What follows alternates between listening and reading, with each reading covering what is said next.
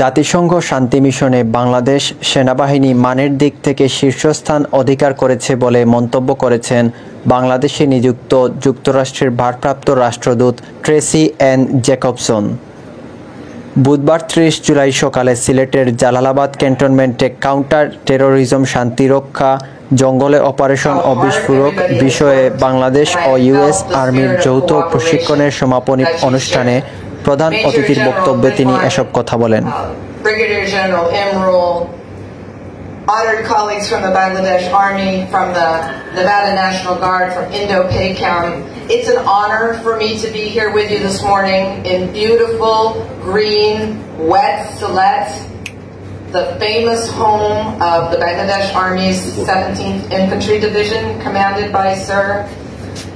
It's an honor for me to be at the closing ceremony of this Tiger Lightning, which isn't just an exercise. It isn't just a joint opportunity. It is a symbol. It is a testament of the commitment that Bangladesh and the United States have to cooperation that is based in our joint goal of security, peace, and prosperity in the Bay of Bengal and the broader Indo-Pacific region. তিনি বলেন, বাংলাদেশ সবসময় জাতিসংঘের শান্তিরক্ষী বাহিনী প্রেরণে বিশ্বের শীর্ষ ৩ দেশের মধ্যে থাকে। বর্তমানে শান্তি মিশনে কর্মরত রয়েছেন প্রায় ১,৮০০ নারী সেনা সদস্য। রাষ্ট্রদূত বলেন, আমাদের দুই দেশের মধ্যে একটি মহান সম্পর্ক গড়ে উঠছে। একজন বাংলাদেশি ও আমেরিকান নাগরিক হাতে হাত রেখে হৃদয়ে হৃদয় মিলিয়ে এই বন্ধন আরও দৃঢ় করছেন।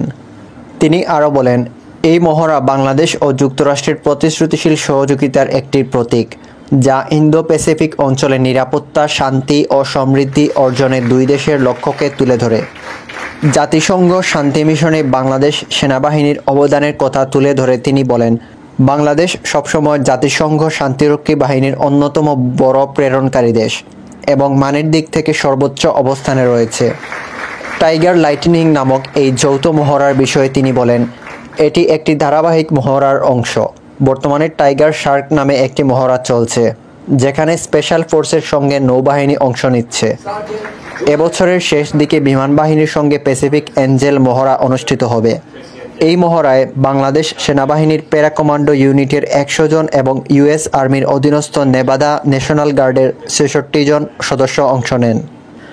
সমাপনী অনুষ্ঠানে আরও উপস্থিত ছিলেন ১৭ পদাতিক ডিভিশনের GOC major general ASM Ridwanur Rahman. অনুষ্ঠানের শুরুতে স্বাগত বক্তব্য দেন বাংলাদেশ সেনাবাহিনীর প্যারা কমান্ডো ব্রিগেডের প্রধান brigadier general Imrul Hasan.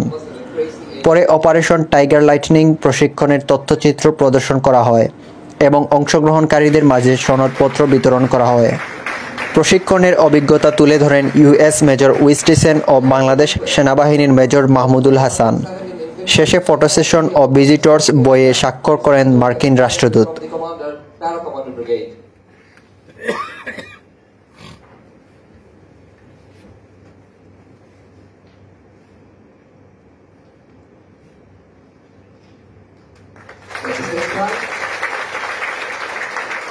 I now request Major Tyler Wistesen to hand over a token.